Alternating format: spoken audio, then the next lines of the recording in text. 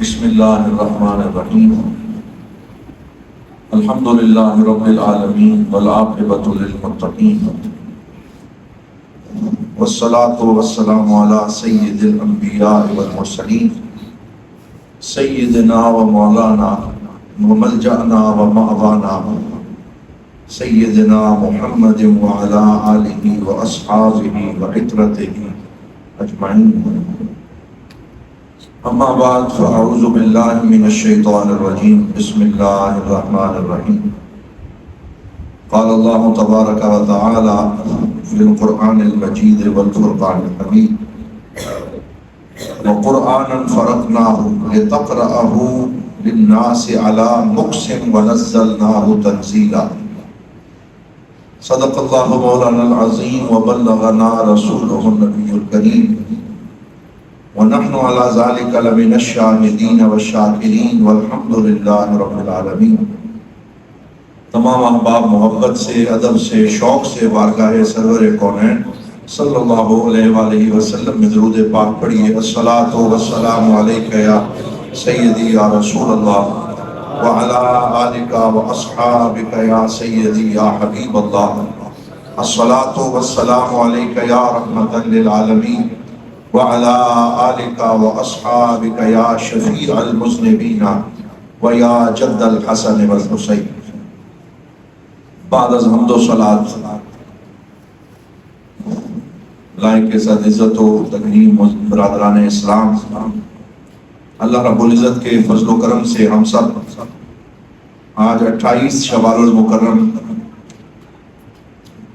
بارگاہ الوہیت اور مسجد شریف میں، جامع مسجد امیر الصالحین میں جمعہ کے موقع پہ حاضر ہیں. دعا ہے اللہ رب العزت ہماری حاضری اپنی بارگاہ میں مقبول و منظور فرمائے اور ہمیں حضور نبی رحمت صلی اللہ علیہ وآلہ وسلم کی شریعت مطہرہ پر کما حقہ عمل کرنے کی توفیق عطا فرمائے. قرآن حکیم کتاب لا ریب اور نسخہ شفا ہے، جس کو پڑھنے سے روحانی، جسمانی ہر طرح کی بیماریاں دور ہوتی ہیں اور برکتیں نصیب ہوتی ہیں. قرآن حکیم کو مکمل پڑھنا ختم قرآن کہلاتا ہے، اور ختم قرآن کے بہت سے طریقے ہمارے ہاں رائج ہیں. کوئی شعبہ حفظ کے بچوں کو بلا کر اور ان سے ختم قرآن کرواتا ہے. کوئی شبینے کی شکل میں ایک رات میں قرآن کے ختم کا برکت کے لیے انتظام کرتا ہے. کوئی ہر روز تھوڑا تھوڑا جز پڑھ کے ایک مہینے میں قرآن ختم کرتا ہے.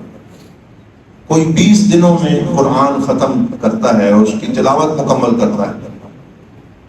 تو زندگی میں کبھی ہمیں ایک ایسا ختم قرآن بھی کرنا چاہیے کہ جس ختم قرآن کے دوران ہماری آنکھیں نم ہوں، ہمارے دل میں گداز ہو اور ہماری طبیعت میں نور پیدا ہو جائے. ایسا ختم قرآن کرنا چاہیے جو زندگی میں تبدیلی پیدا کرتا ہے، جس سے احسان کی کیفیت نصیب ہو جائے. یعنی اسے پوری توجہ سے پڑھا جائے، اس کو لطف لے لے کے پڑھا جائے اور انسان یہ کہے کہ میں نے ایک ایسا ختم قرآن کیا ہے کہ جس کا کیف مجھے نصیب ہوا ہے. یہ ہر بندہ مومن کی زندگی کی کوشش اور کاوش ہونی چاہیے. میں ایک جگہ پڑھ رہا تھا کہ ایک فرد نے اپنی زوجہ کے ساتھ مل کے پروگرام بنایا کہ ہم اکٹھے قرآن پڑھا کریں گے اور اکٹھے ختم کریں گے. تو یہ صحبت کے مختلف انداز ہیں. کوئی کہتے ہیں کہ ہم مل کے گپ شپ کریں گے اور کوئی کہتے ہیں مل کے قرآن پڑھیں. یہ بہت بڑی سعادت ہے.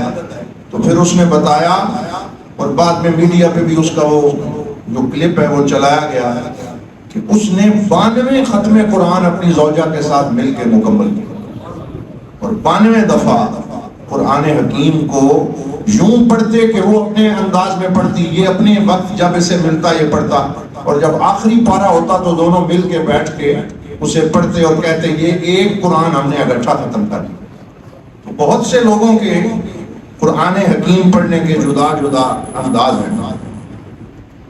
ایک بزرگ نے اپنے شاگرد سے پوچھا کہ تمہارے صاحب کتنے ہیں؟ تو صاحب دوست کو کہتے ہیں، رفیق کو کہتے ہیں. تو اس نے کہا کہ میرے 4-5 صاحب ہیں جو میرے بڑے جگری اور گہرے دوست ہیں. دوسرے سے پوچھا تمہارے صاحب کتنے ہیں؟ اس نے کہا میرے 3 یا 4 صاحب ہیں. کسی نے کہا میرے 2 صاحب ہیں. تو اس نے کہا کہ ایک صاحب کا اپنی زندگی میں اضافہ کر لو اور وہ صاحب قرآن حکیم ہے، اور اس سے بڑا اور اچھا کوئی اور صاحب ہو سکتا نہیں. یعنی تمہاری صحبت قرآن کے ساتھ ہو جائے. ہمیں زندگی میں اللہ رب العزت سے یہ انعام طلب کرنا چاہیے کہ صحبت العمر، ہماری زندگی کی صحبت قرآن حکیم کے ساتھ ہمیں نصیب ہو جائے اور قرآن صاحب بن جائے. بہترین غم گسار اور انیس ہے، پناہگاہ ہے، اور صاحب وہی ہوتا ہے جو مشکل میں کام آئے. تو قرآن سے زیادہ کوئی مشکل میں کام آ سکتا نہیں. اسی لیے حضور نبی رحمت صلی اللہ علیہ وسلم نے اپنی حدیث طیبہ میں اس لفظ کو استعمال فرمایا اور فرمایا یجیء صاحب القرآن یوم القیامہ، کہ قیامت کے دن قرآن کا صاحب یعنی قرآن سے محبت کرنے والا، اس کی تلاوت کرنے والا آئے گا. تقدمہ سورۃ البقرہ و آل عمران، وہ اس طرح آئے گا کہ اس صاحب قرآن کے آگے آگے سورہ بقرہ اور سورہ آل عمران اسے لے کے آ رہی ہیں. سورہ بقرہ اور سورہ آل عمران اسے لے کے آ رہی ہوں گی. تُذَلِّلَانِهِ یوم القیامہ، یہ دونوں صورتیں اس پہ سایہ فکن ہوں گی اور قرآن اپنے اس صاحب کی شفاعت کرے گا، سفارش کرے گا.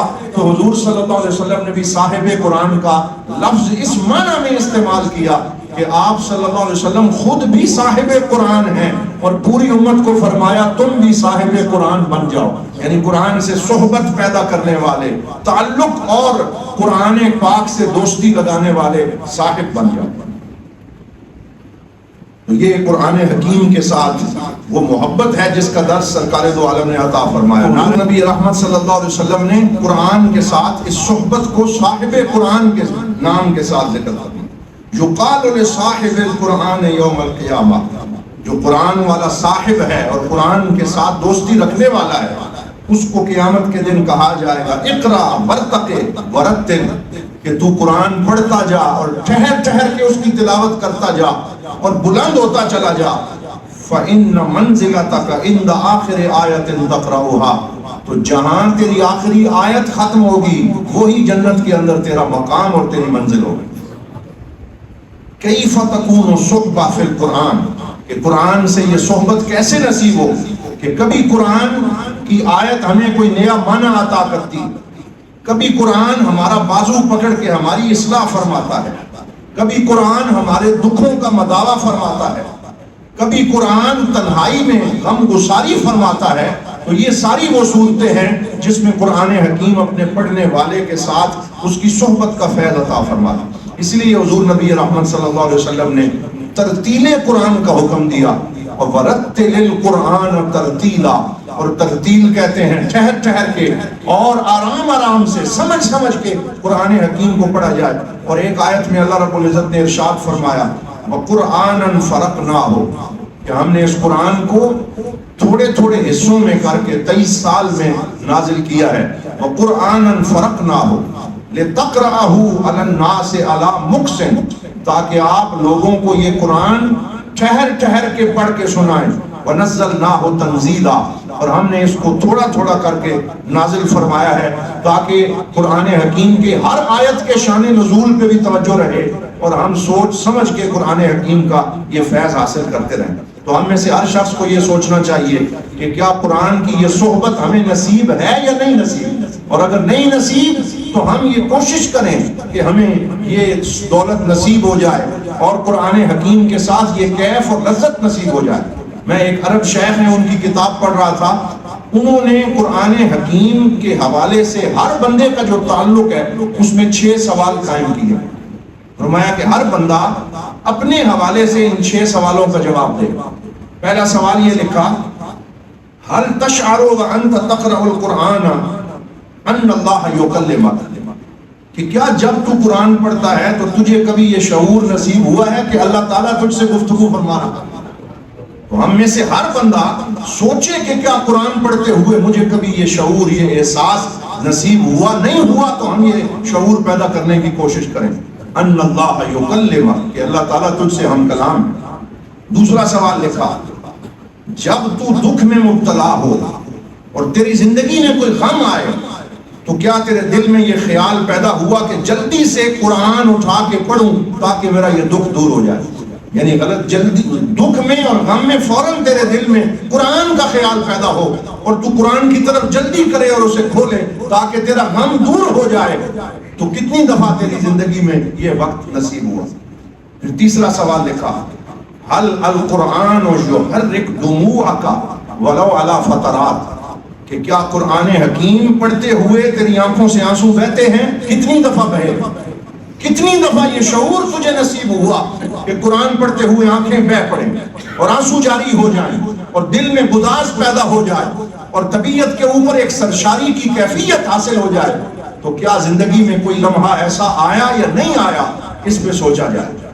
پھر چوتھا سوال لکھا، حل عندما تقرأ القرآن یعطیک الاحساس بالامان، کہ کیا جب آپ قرآن پڑھتے ہیں تو آپ کو ایک امان اور ایک امن اور سکون کا احساس نصیب ہوتا ہے یا نہیں ہوتا؟ تو یہ سارا تعلق بالقرآن بڑھانے والے سوالات ہیں کہ ہم ان میں سوچیں کہ قرآن پڑھ کے ہمیں ایک شعور بالامان نصیب ہو، راحت نصیب ہو۔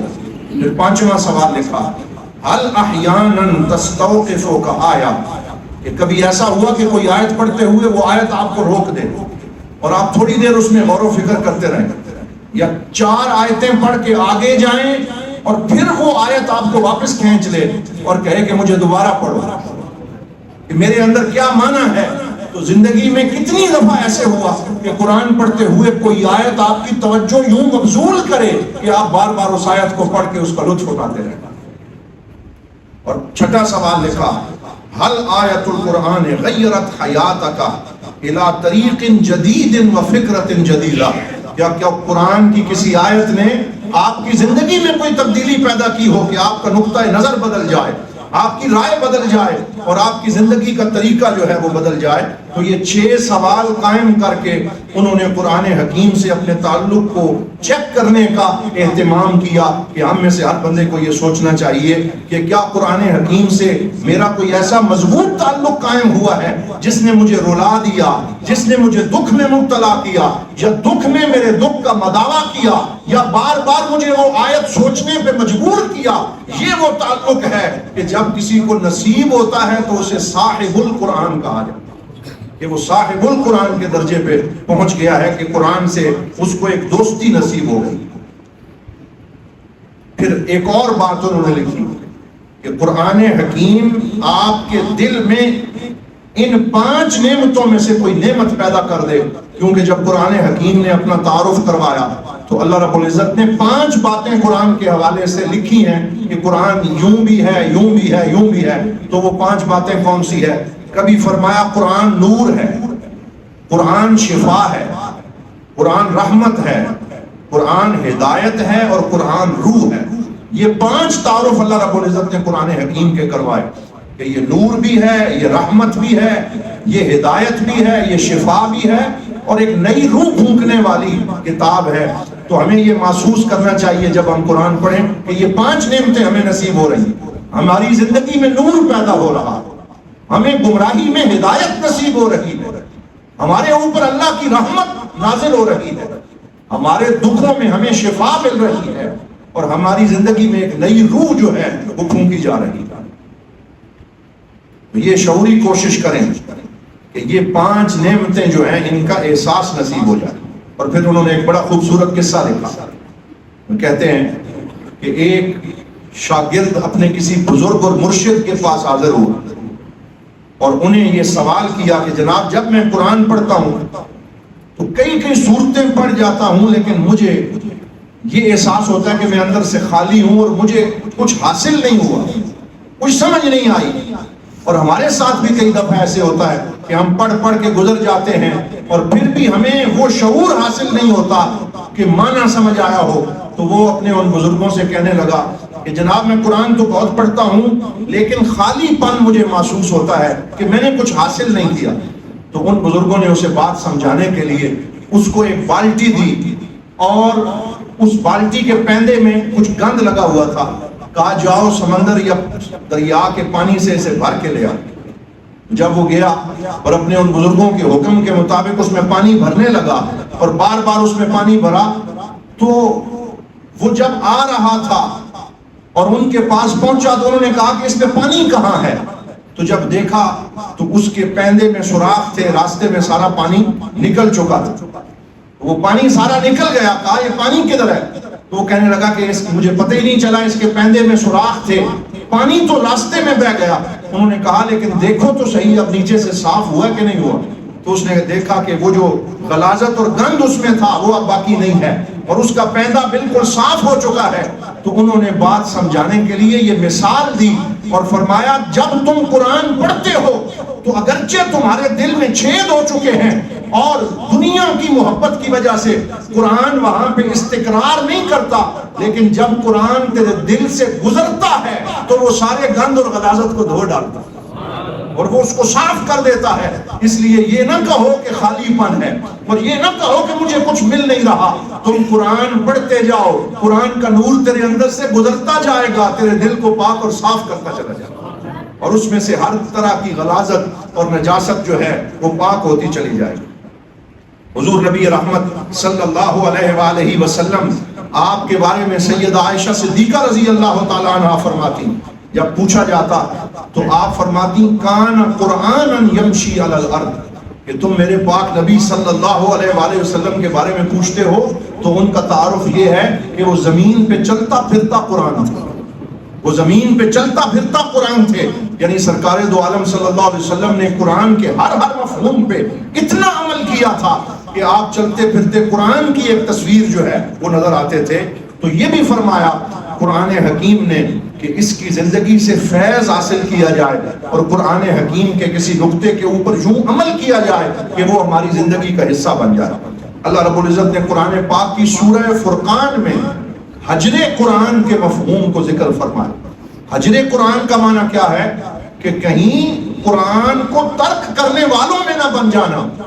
وقال الرسول یا رب ان قوم اتخذوا هذا القرآن مهجورا. جب حضور اللہ کی بارگاہ میں حاضر ہوں گے تو کچھ لوگوں کے بارے میں حضور یہ شکوہ اللہ کی بارگاہ میں کریں گے کہ میری اس قوم نے قرآن کو چھوڑ دیا تھا، اس حجر قرآن کے جرم کے یہ مرتکب ہوئے تھے. ان قوم اتخذوا هذا القرآن مهجورا، انہوں نے قرآن کو چھوڑ دیا. اور یہ حجر کا لفظ ہجرت سے نکلا ہے اور ہجرت کا مطلب ہے ایک جگہ کو چھوڑ کے چلے جانا، اور حجر قرآن کا معنی یہ ہے کہ قرآن کو یوں چھوڑ دینا کہ اپنی زندگی کے معاملات میں پھر اس کی طرف لوٹ کے توجہ نہ کرنا، اس کی جانب دوبارہ مائل نہ ہونا اور اس کو نہ پڑھنا. تو فرمایا کہ کہیں تم اس جرم کا ارتکاب نہ کرنا. اور سورہ فرقان کے شروع میں ارشاد فرمایا تبارک الذی نزل الفرقان علی عبدہ لیکون للعالمین نذیرا. پاک ہے وہ ذات، برکت والی ہے وہ ذات جس نے اپنے عبد خاص کو فرقان عطا فرمایا. فرقان کا ایک معنی ہے حق اور باطل میں فرق کرنا، اور فرقان کا ایک معنی ہے زندگی میں ایسا فرق ڈالنا کہ دیکھتے ہی دیکھتے زندگی پہلے سے بہتر ہو جائے. قرآن زندگی میں فارق بن کے آتا ہے، یعنی وہ زندگی کو اسفل سے اعلیٰ کی طرف اور ادنا سے بلندی کی طرف لے کے جاتا ہے. یہ بھی قرآن کے فرقان ہونے کا مفہوم ہے کہ قرآن زندگی میں ایک واضح فرق پیدا کر دیتا ہے. اسی لیے سورہ فرقان میں جہاں اسے فرقان قرار دیا، جہاں حجر قرآن سے منع کیا، وہیں سورہ فرقان کے آخری رکوع میں 10 صفات ان لوگوں کی ذکر فرمائی جو قرآن سے فیض حاصل کرتے. فرمایا کہ اگر ان 10 چیزوں پہ تم عمل کر لو تو حجر قرآن کا جو جرم اور الزام ہے وہ تم سے ہٹ جائے گا اور تم صاحب قرآن بن جاؤ گے. تو اللہ نے سورہ فرقان کے آخری رکوع میں 10 وہ صورتیں اور صفات ذکر فرمائی ہیں جو اہل قرآن کی صفات ہیں اور ان کو عباد الرحمن قرار دیا. فرمایا یہ رحمان کے بندے ہیں. اور اس رکوع کے شروع میں ایک بڑا پرلطف مکالمہ ذکر کیا کہ وَإِذَا قِيلَ لَهُمُ اسْجُدُوا لِلرَّحْمَنِ، کہ جب ان بندوں سے کہا جاتا ہے رحمان کو سجدہ کرو، قَالُوا وَمَا الرَّحْمَنُ، وہ کہتے ہیں کون رحمان ہے، ہم تو کسی رحمان کو نہیں جانتے. تو اللہ تعالیٰ نے فرمایا اگر رحمان کو تکنا چاہتے ہو تو پہلے عباد الرحمان کو دیکھو، پہلے رحمان کے بندوں کی شانوں کو دیکھو. جب تم رحمان کے ان پاک بندوں کی شان کو دیکھو گے تو تجھے رحمان کے مقام کی سمجھ بھی آ جائے گی، اس کی معرفت بھی نصیب ہو جائے گی. پھر وہاں سے عباد الرحمان کی ان 10 صفات کا آغاز کیا. میں ایک ایک کر کے ان صفات کو پڑھتا ہوں اس نیت کے ساتھ کہ اللہ تعالی ہمیں یہ نعمت نصیب فرمائے. فرمایا وعباد الرحمن الذین یمشون علی الارض ہونا وَإِذَا خَاطَبَهُمُ الْجَاهِلُونَ قَالُوا سَلَامًا. فرمایا رحمان کے بندوں کی پہلی خوبی یہ ہے کہ وہ زمین پہ اکڑ کر نہیں چلتے بلکہ ان میں عجز و انکسار ہوتا ہے، اور وہ جب کوئی جاہل آدمی ان کو الجھانا چاہتا ہے تو وہ سلام کر کے گزر جاتے ہیں. کسی سے بحث مباحثہ فضول کا نہیں کرتے، جھگڑے نہیں کرتے، کسی سے کوئی ایسا جھگڑا نہیں بناتے جو ان کے سفر کو کھوٹا کر دے، بلکہ وہ رحمان کے بندے عجز و انکسار کے ساتھ پیار محبت سے زندگی بسر کرتے ہیں. تو ان کی پہلی خوبی عجز و انکسار اور جھگڑا نہ کرنا. پھر دوسری خوبی ذکر فرمائی والذین یبیتون لربہم سجدا وقیاما. اور عباد الرحمن وہ ہیں جو اپنے رب کے لیے راتوں کو اٹھ کے سجدے اور قیام کرتے، وہ اپنی راتوں کو عبادت سے آباد کرتے. پھر تیسری خوبی ذکر فرمائی والذین یقولون ربنا اصرف عنا عذاب جہنم ان عذابها کان غراما انہا ساعت مستقرا و مقاما.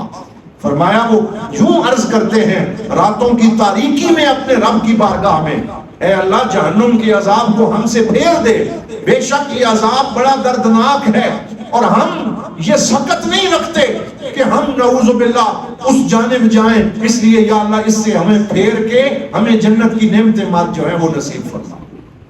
پھر چوتھی خوبی ذکر فرمائی والذین اذا انفقوا لم یسرفوا ولم یقتروا وکان بین ذلک قواما.